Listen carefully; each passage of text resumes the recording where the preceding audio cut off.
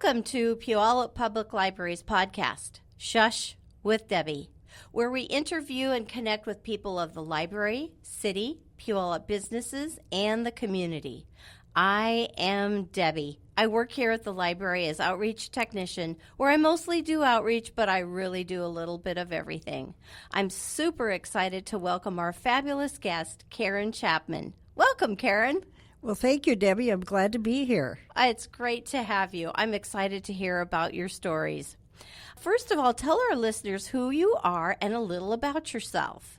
Well, my name is Karen Chapman. I was born back in the 1937 when things were pretty tough, and lived in Saginaw, Michigan. Mm-hmm. I have 4 siblings, 2 sisters and a brother. Mm-hmm.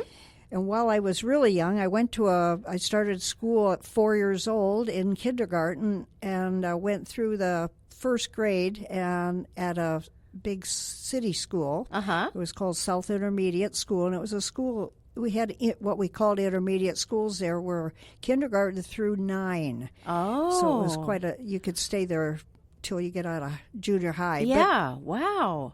But we moved to the country, and this was during the war years when things were really tight, you know. Yeah. And we were out in the country, and just happened we moved right next door to called the King Road Country School. It was a one-room schoolhouse. Mm-hmm. Miss Cook was the teacher's name, and she was taught 1st through 3rd grade in that room. Mm-hmm. And then from there, I took a school bus that went by. I had to walk about 3 blocks to get there, and it took us in the city where I went to Sacred Heart Catholic School for 4th, 5th, and 6th. Oh, gotcha. And at that point in time, we moved back in the city again. Uh-huh. And this time, I moved near our cousins, which made it a lot of fun. Yeah. But the school I went to for junior high then, 7th, 8th, and 9th, was North Intermediate School. Right. So it's another one of those same intermediate schools. And then I went on to high school. I went to 3 years at high school, Arthur Hill High School, and graduated in 1955. It was a good year.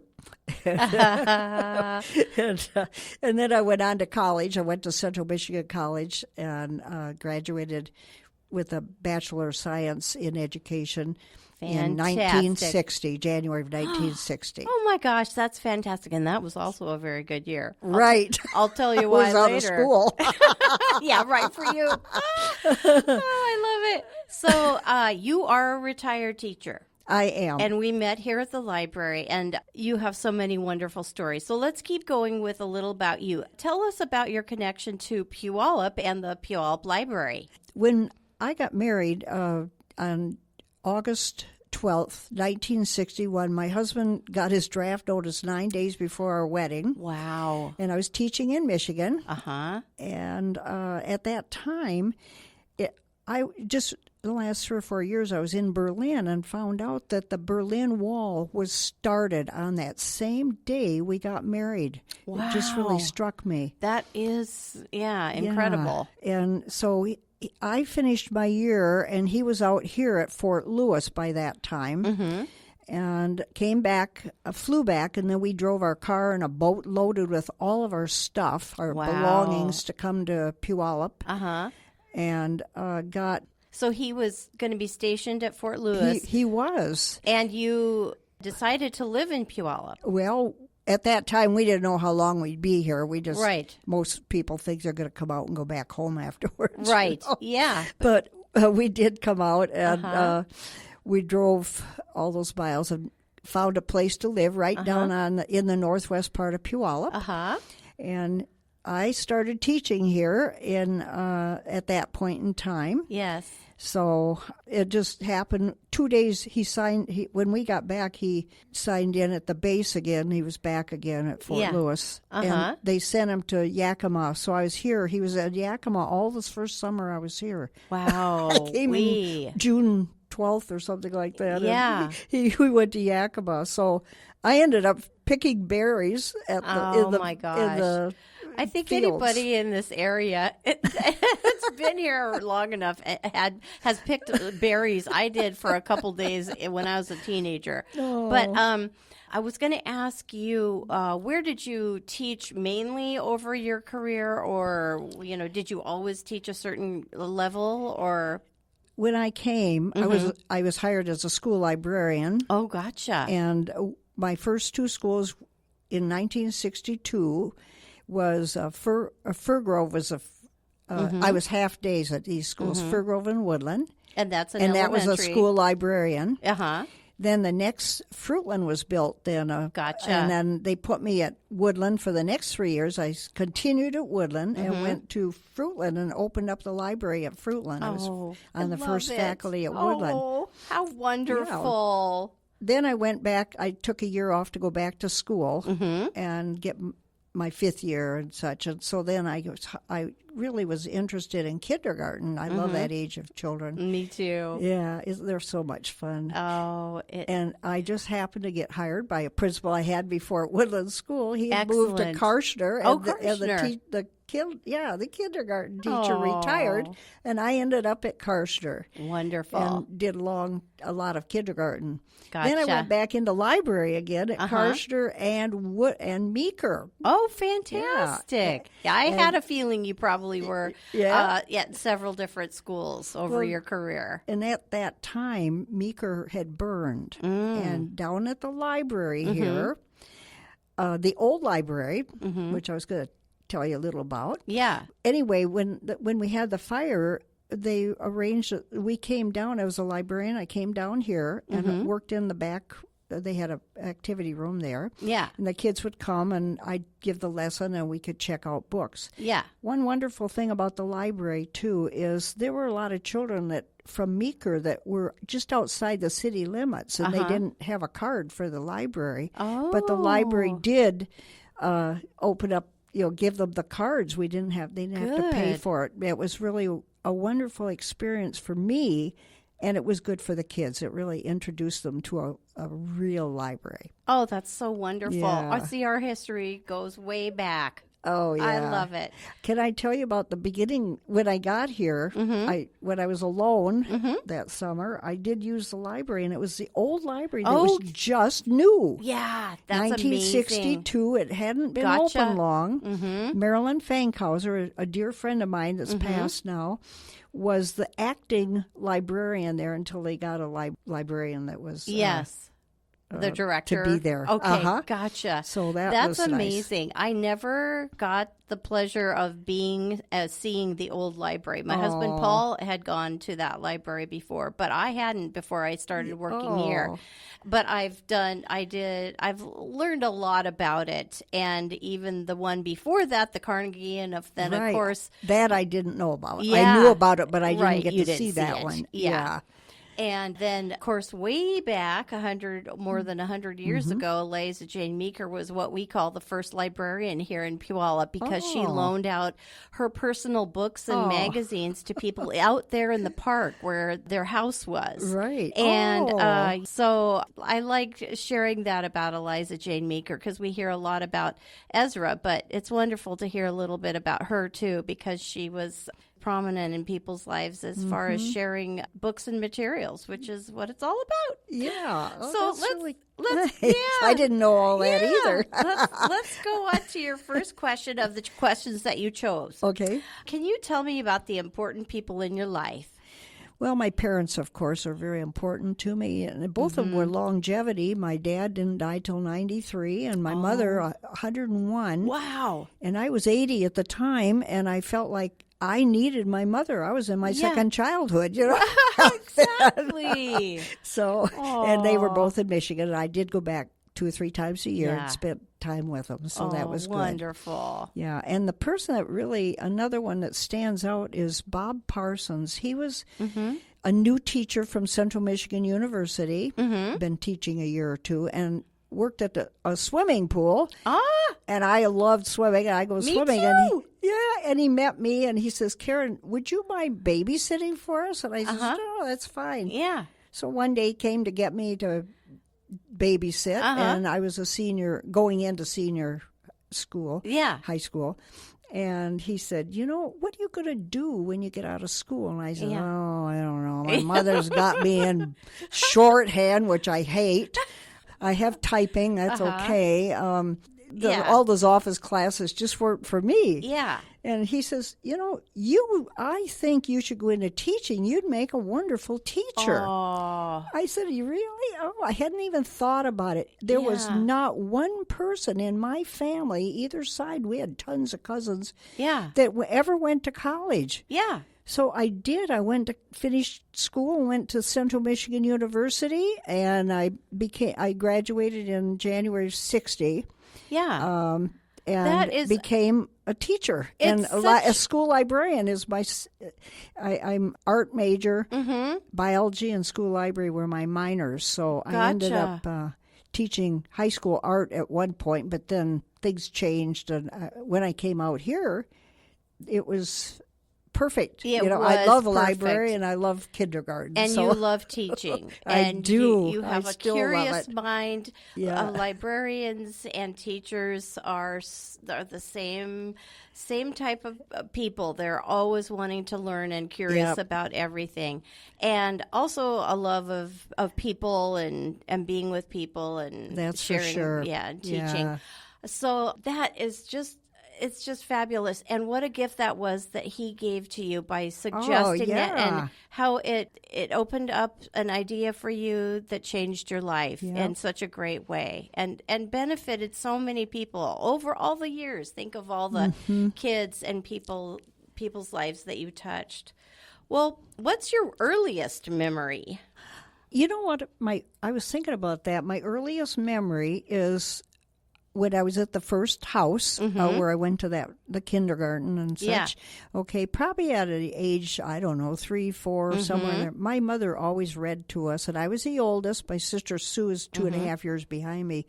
She read books like Winnie the Pooh and Bambi and Just So stories and Uncle Wiggily. I loved Uncle Wiggly, And she read those to us, chapter books, whatever, I love it. And that was probably my oldest memory. Yeah. And one other memory on that house, too, it was just a little rental house. Yeah. We got a telephone, and it was the old dial type. Oh, of course. And had two-party. Oh, yeah. Line.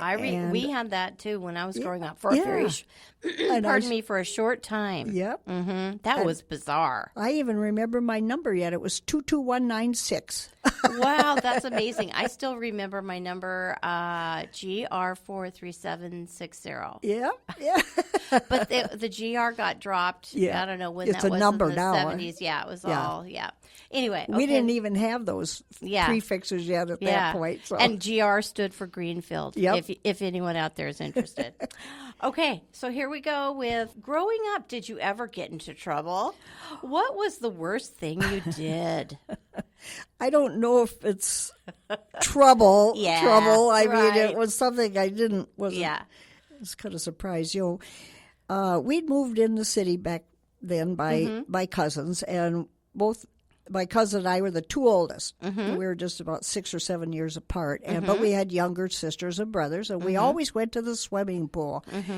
And it was quite a ways away, really, about 1.5 miles, city blocks, and we had to cross a river, the Saginaw River, which is a good-sized river. So when we got down to the Court Street Bridge, this is 1949, and we were kind of getting into streamliners, railroads, but this time it was the old steam locomotive that puffed black smoke. Oh, my gosh. And the railroad tracks ran along the river. Yeah. And the bridge crossed the rail tracks as well as the river. So I said, hey, you guys, let's run up there and spit in the smokestack. So my cousin and I, being the oldest, we were way ahead of the others, and we ran and placed ourselves very carefully right over the tracks. Oh, my goodness. So we got a big old mouthful of spit. Yeah. And when that train, we're just ready, and when it came from under that bridge, we were ready, but the smoke came up with such force Oh, my that gosh. it actually lifted us up and threw us into the roadbed. What? Fortunately, back in 1949, there weren't as many cars, so we were okay. But when we picked ourselves up, we were burning with cinders in our face, pocked in our clothes, and we're wiping our faces. And it was just pathetic. We were just in stunned situation. How stupid that was. Who would have thought that some smoke could blow your body? I know it. Oh, my goodness. So it was the two of you that got blown? Yep. Just the two of us. Did you tell your families then? Did you go swimming? Or did we went on swimming. You did? Yep. We had to go get in showers and we were so dirty.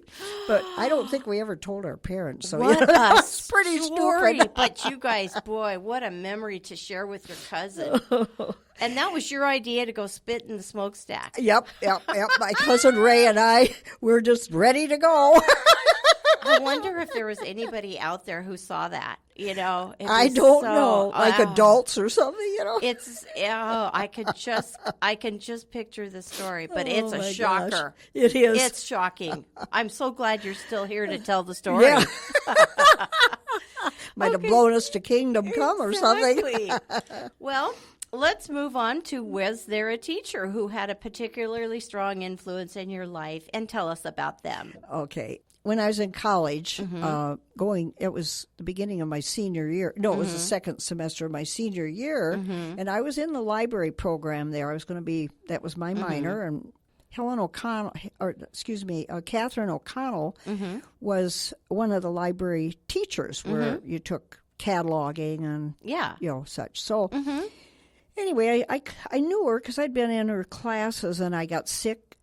Very sick, and ended up 3 weeks in the hospital back in Saginaw. But that wonderful woman would send me stuff almost every day. I got something from her, and it was a lot of it was genealogy. And so she sent forms and papers and things. Oh my goodness! It was wonderful, hearing from her. And I eventually got out of the hospital 3 weeks later and finished. I couldn't finish college that semester. I had taken off. So when I went back for summer school, she was one of my teachers. And even after I graduated for many years, I would send a Christmas letter out every year from here when I moved. And always one to her, and she always said she loved to get the Chapman report. I love that. And I bet it was a well-written report. Yeah, it was. But what a special teacher. Yeah, she every was. day to send you those things and keep you connected. Yep. Oh, she was a sweetheart. That says so much. Yeah. So Staying we kind of kept in touch. Then she passed away because, I was quite young at that point in time. So, so what a sweetheart. Oh, that is a wonderful story.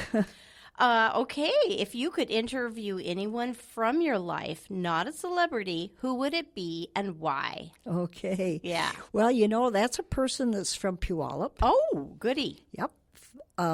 Florence Pope. Florence Pope. Was from the school district, Puyallup School District. She was the elementary coordinator. At that time, she was probably about the only woman that was working in the district. Wow. Everybody were men, Oh, my goodness. And when I was doing my teaching in that Michigan, while my husband's out here, I had sent my application into Olympia, Tacoma, and Puyallup. And I got this a note to call this operator. They couldn't pronounce Puyallup. Oh, of course. That still happens all the time. Anyway, the operator put me through to Florence. Yeah. And Florence she had noted that I was a school librarian. Yeah. So she says on the phone, Karen, I have a contract in the mail for you right now. I want you to sign it and send it back to me. I want you because we want to start elementary libraries in our schools here. Perfect. So that's what I did. I signed it and sent it. And so Florence was the reason I really got into Puyallup, but also the libraries. I started working on these libraries, and we got a few more librarians coming in after a few years. So our libraries were just books in a room at that point in time. Exactly. Collections in the room. So Florence, she was a sweetheart too. I just there's so many things about her. She was a taught kindergarten down at that building down at the Gray playfield on Meridian. Yeah. That was that was like our first kindergarten. Oh, gotcha. And then she became in charge of all of us kindergarten teachers and us librarians. Oh, my gosh. And so she was very instrumental in all that. That's so wonderful. Yeah, and she sounds like a great and lady. then, of course, the school was named after her. Right. Florence Pope Elementary Elementary School. Yeah. That's so cool. So she was very important to this city, too. Exactly. All righty. What is the most important lesson you've learned over your career? Oh, boy. This is going to be good. Well, I know it's being friendly to everybody, caring, not picking favorites. Even if you might have a favorite, everybody's a favorite. Right. And just helping, being very helpful. It's just, I try to be a good person, Yeah, and kindness. I love my kindergartners. When I had kindergarten today, that age just comes to me. Yes. There's something about it. I guess I'm a magnet to that age or something.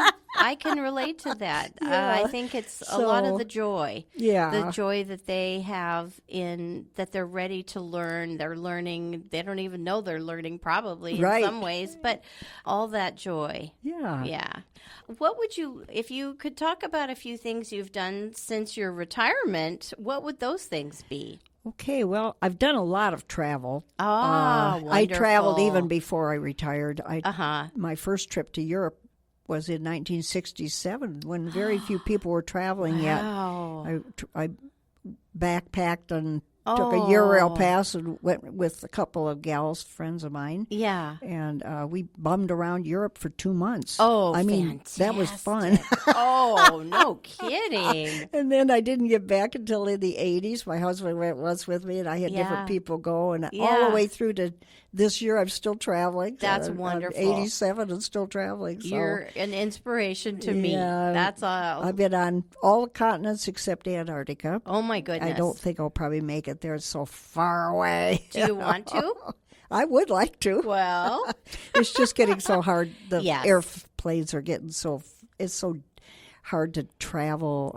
Busy, and the airports are, and I don't see good. That's one of my problems. I have to have wheelchair because of my eyesight. Yeah. So that limits you. No, I just loved it. I've been all over Europe and all the way. I've done Catholic pilgrimages, and on that I even got to Russia. Fantastic. So, I mean, I've been a lot of places. Oh, that's wonderful. Ethiopia. Well, I know you're involved in the community because when we talked at the desk several times, you were going to this thing at the fair and teaching a class for this group and going to an art class, and you're all over down here in Puyallup. Well, one of the things I did when I retired from teaching, we had these 2 or 3 elderly at that time. I was 55. They were elderly. They was probably younger than I am now. They came over and we were at a Puyallup school retirees luncheon, and they said, "We need some new blood to take care of us." And my friend Edie Williams Bush and and we're going, So we did. We took over the group, got programs and people to help and everything. That's wonderful. And then Edie kind of dropped by, and I carried it on for 25 years. Oh my until goodness. COVID hit. Oh my goodness! But there were so few people coming at that point, and that was the end of it. Yeah. And then I'm in the Washington State School Retirees Association. Pierce County School Retirees is my local. Oh yes. And I get the programs for that, and I do all the centerpieces for the tables for our meetings. So. You're so busy. It's wonderful. And then the fair. And the fair, didn't you work at the fair for many years? Or do you still? Well, in a way, I still, when I moved here, that was 62. I have never missed a fair in all these years, and I have to say I've never paid to get in. Because you were volunteering? I had school tickets. Or school tickets, right, of course. And then I started working there. I retired in 93. And in the fall of 93, I started working at Hobby Hall. Oh, I love the Hobby Hall. And so then I had my badge to get in. And then during that time, Joan Hamburg was in charge. And she asked me if I would like to come and work with the Puyallup Fair at that time, Puyallup Fair Educational Programs at the Fair School. And I said, oh, yeah. Yeah. Well, so I did that for as long as it existed, and I also started doing the traveling farm, which I just loved, going out to schools and teaching lessons out there and about animals and I love that. plants. And did you take a little animal with you? Always. Oh, my goodness. Yeah. I bet the kids would love sheep, that. we took lambs, chickens, ducks, piglets some of the time, and goats. Oh, that's adorable. You'd sit there and eat your lunch by the fence, and the goat would be hanging over there with his lips moving to eat your sandwich. We had more fun. That is adorable. And, what a wonderful program. And now I am no longer doing those, but I do volunteer to help put 4-H things together up in the where it's the home arts kind of thing. Oh, gotcha. 4-H, not the animals. So, yeah.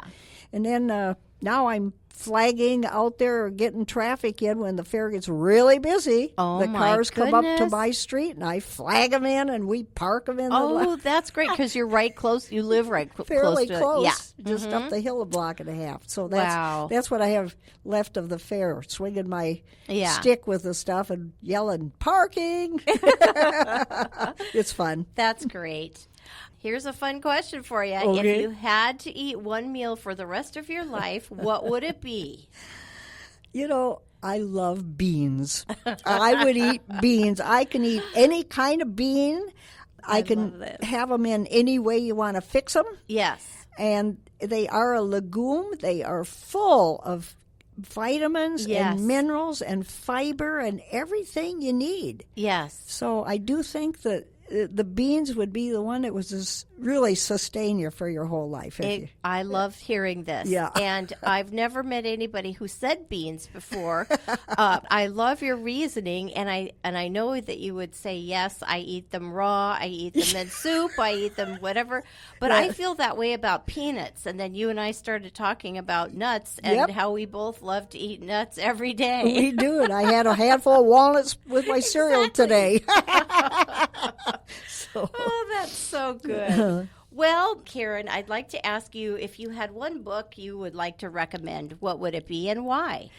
I think The Grapes of Wrath, it just sticks with me, by John Steinbeck. I've read it, and then being legally blind, I'm with the Washington Talking Books and Braille, and I ordered it to listen to. Yes, and fantastic. I listened to that, and there's so much pathos in that story. What those people had to go through. Yeah. They lost everything, and they had posters and things that were saying, come to California and pick. They had a terrible time getting there, and then they couldn't do anything because there were way too many there, and they were treated badly. It's just a story that just sticks with me. Yeah. And does it cause you to feel grateful, or does it make you feel inspired to persevere, kind of a thing?